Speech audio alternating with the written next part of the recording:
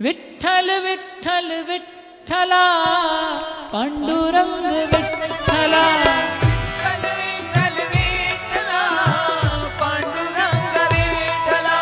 विठ्ठल विठ्ठल विठ्ठला पांडुरंग विठ्ठला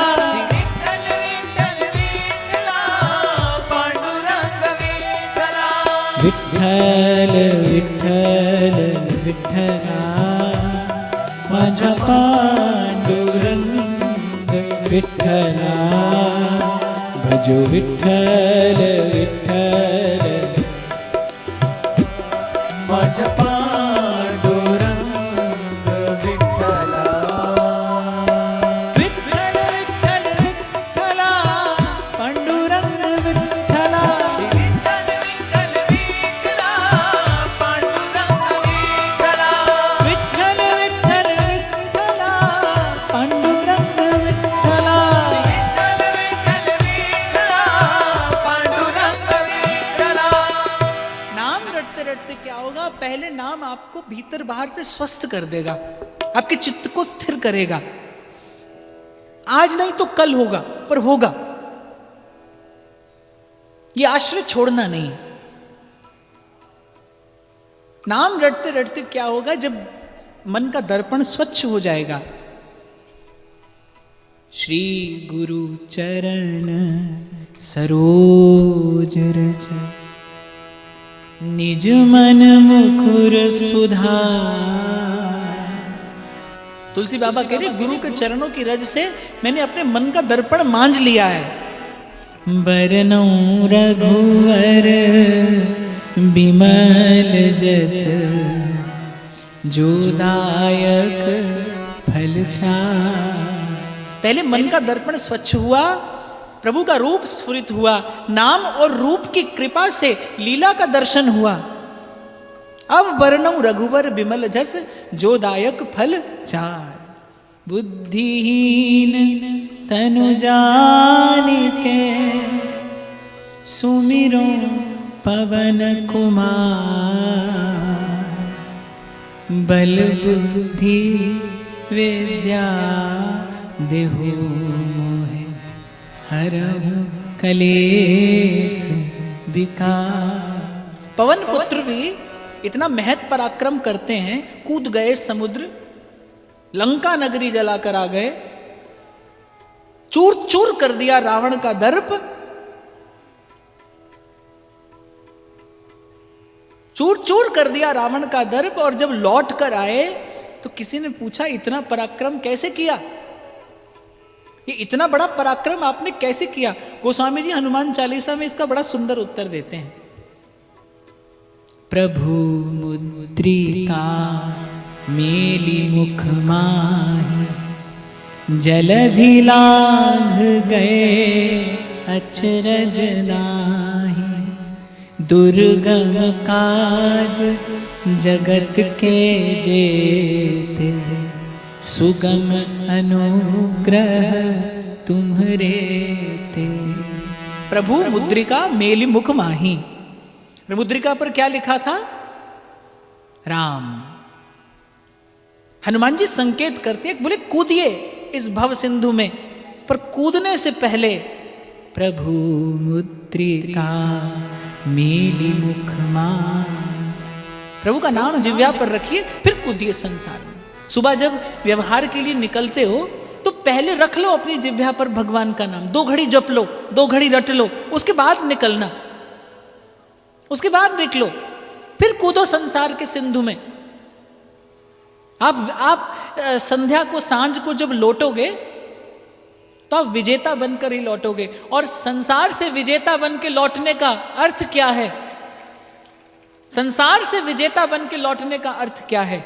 जैसे संसार में जीव आया है, यहां से विजेता बन के लौटे, इसका अर्थ क्या है? कबीर कहते हैं दास कबीर जतन से ओढ़ी जू की त्यों धर दीनी चदरिया। झीनी रे झीनी चदरिया राम नाम रस भीने चदरिया झीने। जैसा निर्मल जीव आया है संसार में, ऐसा निर्मल चला जाए, यही संसार से विजय पाकर जाना है। सुबह निकले आप व्यवहार में, आप शाम को निर्मल लौटें, यही विजय है कि संसार के व्यवहार में रहकर भी आप अपने मन की निर्मलता न खोएं, आप अपने आचरण की पवित्रता न खोएं, यही आपकी विजय है। मैं व्यवहार छोड़ने की बात कभी नहीं कहता, मैं तो स्वयं को साधने की बात करता हूं। व्यवहार छोड़कर कहां जाओगे? मन की वृत्ति मैली होगी, जहां जाओगे व्यापार करोगे, मंदिर में भी व्यापार करोगे। आज मंदिर में व्यापार होता है कि नहीं? खूब होता है। वीआईपी दर्शन होता है, रुपया दो कर लो भगवान का दर्शन। ना तो भगवान ऐसे और ना भगवान का दर्शन ऐसा। मैं तो कहता हूं इस प्रपंच में कभी नहीं पड़िए, कभी ना पड़िए। आप भगवान का दर्शन करें अच्छी बात है, न करें तो भी चिंता नहीं। मंदिर में तो ऐसे जाओ कि भगवान की नजर तुम पर पड़ जाए, उनको आपका दर्शन हो जाए। आप आए मंदिर में, ये खबर प्रभु को पड़े, तब तो मंदिर जाना सफल है, तब तो मंदिर जाना सार्थक है। आप रुपया पैसा देकर और मंदिर की देहली तक पहुंचने का प्रयास करते हो। आपको लगता है इतना सस्ता है भगवान? 200-500 रुपए से आप दर्शन पा लेंगे? इतनी सस्ती है भक्ति? ये तो भक्ति का साधारणीकरण करने जैसा है। और मुझे लगता है, मैं तो व्यासपीठ से कह रहा हूं कि जहां जहां मंदिरों में ऐसी व्यवस्था है, जहां जहां मंदिरों में ऐसी व्यवस्था है, ये तो भगवान की महिमा को सिक्कों में तोलने जैसा है। ये तो भगवान की महिमा को सिक्कों में तोलने जैसा है। एक बार क्या हुआ, श्री जगन्नाथ जी के मंदिर में इंदिरा गांधी दर्शन करने के लिए गई। अब दर्शन का समय हो गया था, पट हो चुके थे, दर्शन नहीं हुआ, लौट आई। अब उनको अच्छा नहीं लगा, प्रधानमंत्री, और लौट गई। कुछ दिन के बाद क्या हुआ, कलकत्ते के एक सेठ जी गए दर्शन करने, तो उनको खूब भारी भरकम राशि मंदिर में भेंट करनी थी। अब वहां के पंडित पुजारियों ने क्या किया, थोड़ा सा द्वार खोलकर और करा दिया सेठ जी को दर्शन। अब इंदिरा जी को यह बात पता चली, उनको तो बहुत क्रोध आया, हमको लौटा दिया, इनको दर्शन करा दिया। पूछा तो पंडित पुजारियों ने कहा नहीं नहीं, हमने सेठ के लिए द्वार नहीं खोला, बोले लक्ष्मी जी आ रही थी, हमने तो बस थोड़ा सा द्वार खोला ताकि अपने पति के पास पहुंच जाए। हमने सेठ जी के लिए नहीं, हमने तो लक्ष्मी जी के लिए द्वार खोला। पर ऐसी वृत्ति स्वीकार्य नहीं है, भक्ति स्वीकार नहीं करती है सब। मैं कई बार सुनाता हूं, बड़ा मार्मिक प्रसंग है, बड़ी साधारण सी घटना है, लेकिन हृदय पर चोट करने वाली है। वृंदावन के एक संत हुए स्वामी शरणानंद जी महाराज, सूरदास थे, नेत्रहीन थे, लेकिन वो बिहारी जी के मंदिर में नित्य जाते थे। एक दिन शायद पूर्णिमा का दिन था, पूर्णिमा के दिन मंदिर में बड़ी भीड़ होती है श्री बिहारी जी की, तो वो लाठी टेकते टेकते बेचारे अंदर जाने का प्रयास कर रहे थे। मेरे जैसे किसी कुटिल व्यक्ति ने उपहास किया, अरे बोले बाबा तो सूझे तो है ना है, तू क्यों जा रहा हो मंदिर में, कहूं धक्का लगेगा गिर पड़ेगा। उसने कहा कि बाबा दिखता तो है नहीं तुझे, तू किसका दर्शन करने जा रहा है। संत बड़ा सुंदर उत्तर देते हैं, शायद मैंने इस घटना से मंदिर जाना सीखा। स्वामी जी ने कहा भैया मोए ना दिखे, बिहारी जी हैं तो दिखे, वो मोए देख ले गो। अरे मुझे नहीं दिखेंगे प्रभु तो क्या हुआ, प्रभु मुझे देख लेंगे। और आप और मैं तो भाई जीवन निकल जाता है मंदिर की चौखट पे माथा रगड़ते, कहां मन बदलता है, कहां मन पवित्र होता है, कहां मन में निर्मलता आ पाती है।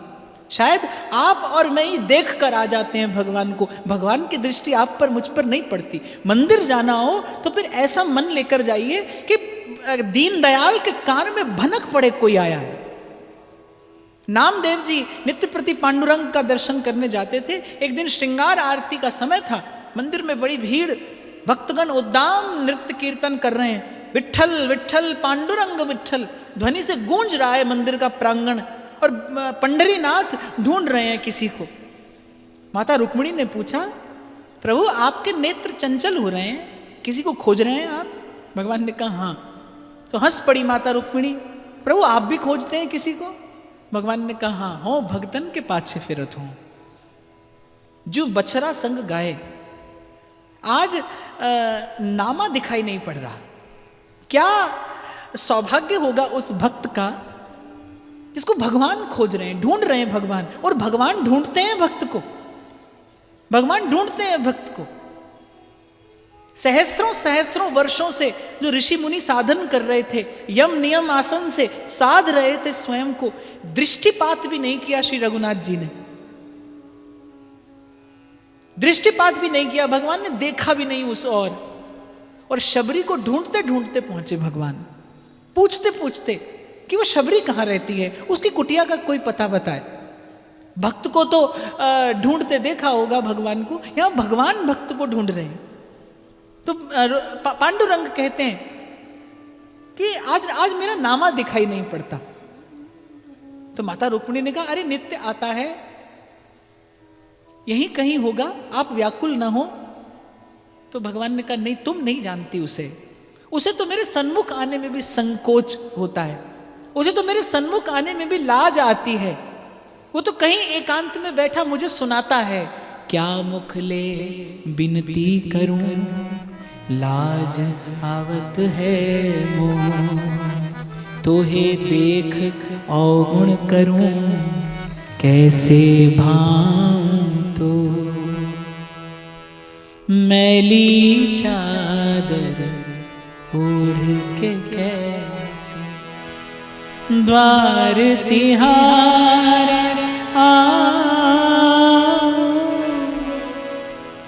मैली चादर ओढ़ के कैसे।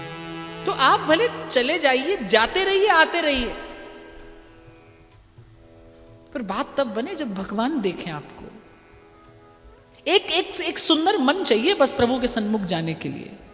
संकोच हो, कभी ईमानदारी से इस बात का विचार करना। रोज चले जाते हो भगवान के सामने, कभी जाने से पहले संकोच हुआ है कि प्रभु क्या मुख ले बिनती करूं, लाज आवत है मोए। कभी थोड़ी लाज आई कि क्या मुख लेकर भगवान के सन्मुख जाऊं? कभी संकोच हुआ भगवान के सन्मुख जाने में? नहीं। उल्टे जेब का रुपया देकर सेठ साहूकार बन के और जाते हो भगवान के सन्मुख। भगवान की अवज्ञा और होती है। अब मैं व्यासपीठ से कहूंगा तो मंदिर वाले लोग नाराज हो जाएंगे, लेकिन जो लोग ये 100 रुपए का नोट लहराते हुए भगवान के सन्मुख जाते हैं, आपको लाज नहीं आती? संकोच नहीं होता? वो भगवान को चढ़ाने की वस्तु है। अरे उससे तो दीनहीन की सेवा करिए, उससे दीनहीन की सेवा करिए। वो भगवान को निवेदन करने की आवश्यकता नहीं है। मंदिर में तो सुमन लेकर जाइए, सुंदर मन। आपके मन में संकोच हो, आप देखो 2 मुट्ठी चिवड़ा, वो भी सुदामा मांग कर ले गया है क्योंकि पास में कुछ है नहीं। कैसी दीन दशा उस दरिद्र ब्राह्मण की, जो त्रिलोकीनाथ का बाल सखा है, उसकी दरिद्रता देखिए कि भगवान के पास भेंट ले जाने के लिए उसके पास कुछ भी नहीं। 2 मुट्ठी चिवड़ा, और वो भी अपनी पत्नी की फटी पुरानी साड़ी के पल्लू में बांध कर ले जा रहा है, मांग कर। और जब द्वारिकाधीश के महल में पहुंचे सुदामा, और जब द्वारिकाधीश का वैभव देखा, तो मन में आया कि ये भेंट प्रभु को निवेदन करने योग्य है। ये भेंट प्रभु को निवेदन करूं, कैसे करूं? और कहते हैं जितना सुदामा के मन में संकोच हुआ, उस चिवड़े का मोल उतना ही बढ़ गया। उस चिवड़े का मोल उतना बढ़ गया, और इतना बढ़ा, श्री कृष्ण इतने आकर्षित हुए उसकी ओर कि छीन कर ले लिया सुदामा के हाथ से। वो जीर्ण शीर्ण वस्त्र था जिसमें बंधा था चिवड़ा, उस खींचा तानी में फट गया, बिखर गया चिवड़ा उस मणिमय फर्श पर। बीन बीन कर पा रहे हैं द्वारिकाधीश, बीन बीन कर पाया भगवान ने वो चिवड़े का एक एक दाना। कभी ऐसी भेंट लेकर जाने का मन हो तब भगवान स्वीकार करें। कभी ऐसी भेंट इसमें संकोच हो, आप भगवान को वस्तु निवेदन करते हो, बड़े गर्व के साथ निवेदन करते हो। मंदिर में किसी दिन सेवा हो तो सेवा करने वाला कैसे माथा ऊंचा करके छाती चौड़ी करके भगवान के सामने बैठता है। अरे देनहार कोई और है, जो भेजत दिन रैन, लोग भरम हम पर करें तासो नीचे नैन। जीव क्या दे सकता है? रविदास कहते राम में पूजा कहा चढ़ाऊं, फल और फूल अनूप न पाऊं। थनहर दूध जो बछर जुठारी, दूध निवेदन करूं तो बछड़े का जूठा। पूप भंवर जल मीन बिगारी, फूल को भंवरे ने जूठा कर दिया और जल जो है उसे मछली ने पीकर जूठा कर दिया। क्या चढ़ाऊं? सारे जगत को देने वाले, मैं क्या तुझको भेंट चढ़ाऊं? जिसके नाम से आए खुशबू, मैं क्या उसको फूल चढ़ाऊं? एक बड़ी सुंदर पंक्ति मुझे याद आ गई। सिवा दिल के टुकड़ों के न कुछ पास मेरे, कुछ भी चढ़ाने के काबिल नहीं हूँ। मैं आ तो गया हूँ मगर जानता हूँ तेरे दर पे आने के काबिल नहीं। कभी इस प्रकार मस्तक झुकाकर भगवान के सन्मुख जाना, लेकर हृदय में ये भाव, सजाकर अपने मन को इससे, तेरी मेहरबानी का है बोझ इतना, जिसे मैं उठाने के काबिल नहीं हूँ। तेरी मेहरबानी का है बोझ इतना, जिसे मैं उठाने के काबिल नहीं हूँ।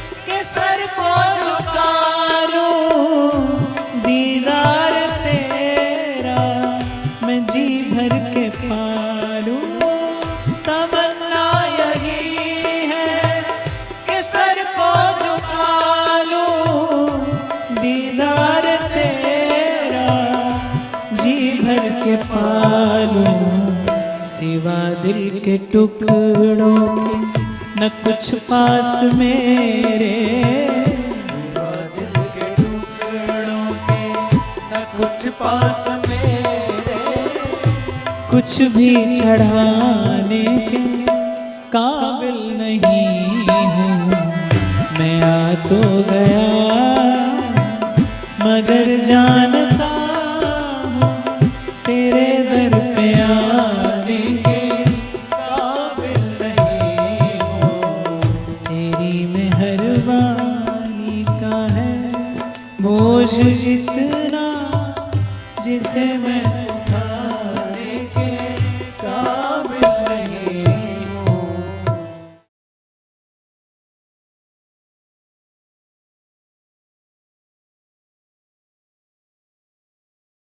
तो कभी अब हो सके अवसर मिले श्री राधा वल्लभ कुंज बिहारी के सन्मुख होने का, अपने इष्ट आराध्य के सन्मुख होने का, तो मस्तक झुकाकर, संकोच हो हृदय में। अभी कुछ देर पहले मैंने आपसे कहा ना कि अपना दोष जब दिखाई पड़ता है तब समझना भगवान की दृष्टि पड़ी। देखो अपने भीतर का दोष तभी दूर होगा ना जब आप उसे पहले स्वीकार कर लोगे। यदि आपको अपने दोष की खबर ही नहीं तो दूर करने का प्रयास कैसे करोगे? अपने दोष की स्वीकृति ही तो दोष के परिष्कार की ओर आगे बढ़ाती है। पहले स्वीकृति हो कि हां मुझ में दोष है। तुलसी बाबा अपना दोष स्वीकार कर लेते हैं। हो प्रसिद्ध पात की तू पाप पुंज हारी, तू दयालु दीन हो प्रसिद्ध पात की।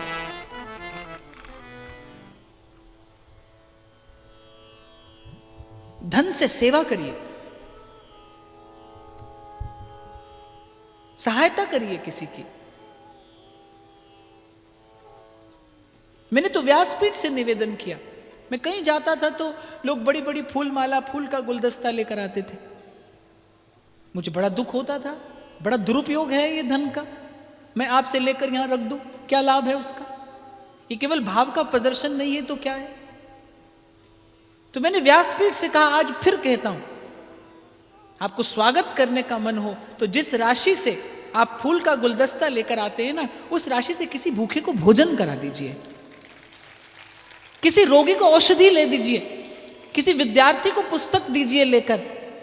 जो विद्या ग्रहण करना चाहता हो उसके पास साधन ना हो, पर साधन का सदुपयोग होना चाहिए जीवन में। इससे ईश्वर प्रसन्न होता है। तन मन धन जो भगवान ने आपको दिया उससे सेवा करिए, सहयोग करिए, सहायता करिए। इसी में प्रभु की प्रसन्नता है। ये सब आपको प्रदर्शन के लिए नहीं मिला। आज विराम का दिन है और मेरे पास लिखा हुआ आया कि 2 दिन से आप 15 मिनट कम दे रहे हो, तो आज 15 मिनट ज्यादा देना। तो 15 मिनट और ले सकता हूं मैं? एक बार दोनों हाथ उठाकर राधा वल्लभ लाल की जय बोल दीजिए। अब ले लूंगा, आपकी अनुमति लेना आवश्यक है।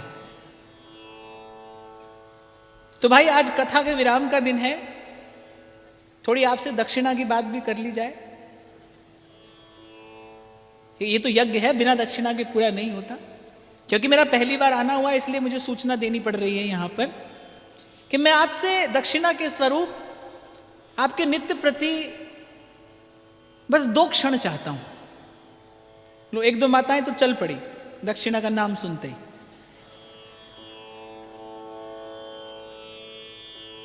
नहीं, मुझे कुछ और नहीं चाहिए। प्रभु ने कृपा करके और आपकी शुभकामना से सब है, पर दक्षिणा भी आवश्यक है। तो नित्य प्रति आपके 2 क्षण मुझे चाहिए। आप संकल्प लेंगे, आज ये 3 दिन का सत्संग सत्र प्रभु ने आपको कृपा करके दिया। किस प्रकार धन्यवाद करें आप प्रभु का, गुरुजनों का। आप और मैं यहां से बैठकर संकल्प लेंगे कि 2 क्षणों के लिए नित्य प्रति हरि नाम का उच्चारण किया करेंगे, हरि नाम का कीर्तन किया करेंगे, हरि नाम का गान किया करेंगे, लेकिन अपने लिए नहीं करेंगे। अपनी करुणा का जल तू बहा दे, कर दे पावन हर एक मन का कोना। हम चले नेक रस्ते पे, हमसे भूल कर भी कोई भूल हो ना। मैं ना तो तन की सेवा की बात करूंगा ना धन की। मैं तो चाहूंगा कि आपका मन सेवा में जाए। हो सकता है तन से आप सेवा कर सके न कर सकें, धन से अनुकूलता हो न हो, मन से सेवा सभी कर सकते हैं। ये सारी सृष्टि की श्रेष्ठ सेवा है। नाम जपत मंगल दिसि दसहूं, सर्वे भवन्तु सुखिना। हे प्रभु, सबका सुख हो, सबका मंगल हो, सबका कल्याण हो, प्राणी मात्र सुख पाए, प्राणी मात्र आपकी कृपा का पात्र बने। ये निर्मल भाव मन में रख के 2 घड़ी भगवान के नाम का कीर्तन आपको नित्य करना है। बस यही मुझे आपसे इस कथा के, इस सत्र के दक्षिणा स्वरूप आपसे मेरी अपेक्षा है। यही केवल मैं आपसे चाहता हूं। और यहां कोई ऐसा नहीं बैठा जो ये 2 क्षण मुझे ना दे सकता हो, लेकिन वो 2 क्षण का नाम ये नाम कीर्तन, ये नाम उच्चारण, और एक बार ये प्रयोग जीवन में आप करके देखिए। आप मनुष्य हैं, आपको भगवान ने श्रेष्ठतम बनाकर भेजा है। आपके जीवन में ये देने का भाव हो, स्वार्थ से परमार्थ की ओर मुड़ने में ये आपका पहला कदम हो, ये मंगलाचरण हो जीवन में इस यात्रा का। 2 घड़ी, 2 क्षण, घड़ी में देखकर 2 मिनट, मैं कुछ बहुत अधिक नहीं मांग रहा हूं आपसे। 2 मिनट भगवान के नाम का उच्चारण करना, जप सको जपना, रट सको रटना, कीर्तन कर सको, बहुत सुंदर है। लेकिन बस यही विनती करके प्रभु से, इतनी शक्ति हमें देना दाता, मन का विश्वास कमजोर हो, एक रास्ते पे हमसे भूल कर भी कोई भूल हो, हम ना सोचे हमें क्या मिला है, हम ये सोचे किया क्या है अर्पण, फूल खुशियों के बाटे सभी को, जीवन बन जाए मधुबन, अपनी करुणा का जल। सब कहिए, मेरे इस संकल्प में आपको सम्मिलित होना है। हर एक मन का कोना, हम चले नेक रास्ते पे, हमसे भूल कर कोई भूल होना, इतनी शक्ति हमें देना दाता, विश्वास कमजोर होना। और जो मेरे साथ इस भाव यज्ञ में सम्मिलित हुए हैं, एक बार दोनों हाथ उठाकर संकल्प लीजिए, केवल 2 मिनट, मैं बहुत अधिक आपसे नहीं मांग रहा, मैं बार बार कह रहा हूं। यदि इस 3 दिन में एक भी भाव विचार आपके मन में उतरा, तो बस व्यासपीठ को आदर देने के लिए केवल 2 मिनट नित्य प्रति हरि नाम का उच्चारण करिएगा, मन में भाव लेकर नाम जपत मंगल दिसि दसहु। और इस भाव यज्ञ का आरंभ आज व्यासपीठ की सन्निधि में मेरे साथ अभी यहीं इसी क्षण करिए। गिरिराज धरण श्री जी तमरी शरण, गिरिराज धरण, दोनों हाथ उठाते प्रेम से, श्री जी तमरी शरण वल्लभ तमरी शरण, श्री जी तमरी शरण वल्लभ तमरी शरण, श्री जी तमरी शरण वल्लभ तमरी शरण, श्री जी तमरी शरण वल्लभ तमरी शरण, गिरिराज धरण श्री जी तमरी शरण, गिरिराज धरण। एक दिन भूल से रह जाए तो घबराना नहीं, पाप नहीं लगेगा, अगले दिन 2 गुना कर लेना। गिरिराज धरण श्री जी तमरी शरण, गिरिराज धरण श्री जी तमरी शरण। और भूलना नहीं, व्यासपीठ की सन्निधि में आज से आप सब लोग संकल्पित हुए हैं मानवता के कल्याण के लिए, लोक के मंगल के लिए। ये आपकी मेरी ऋषि मुनियों की परंपरा है, आप और मैं आर्य हैं। यज्ञ हमारी जीवन शैली है, यज्ञ किए बिना हम लोग आहार नहीं ग्रहण करते। आज संस्कार छूट गए, परंपराएं टूट गई, और आज के समय में लोक के कल्याण के लिए किया जाने वाला ये सर्वश्रेष्ठ यज्ञ है। 2 घड़ी आपने हरिनाम उच्चारण किया, अर्थात आपने यज्ञ किया। अब आप प्रसाद पाने के अधिकारी हैं। गिरिराज धरण श्री जी तमरी शरण, गिरिराज धरण श्री जी तमरी शरण, श्री जी तमरी शरण वल्लभ तमरी शरण, श्री जी तमरी शरण वल्लभ तमरी शरण, श्री जी तमरी शरण वल्लभ तमरी शरण,